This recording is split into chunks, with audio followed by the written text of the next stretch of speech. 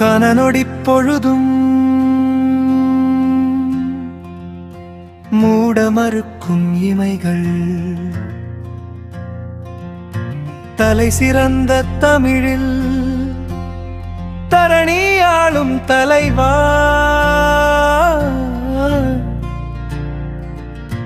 தென்னாடு என் நாடேன வீற்றிருக்கும் இறைவா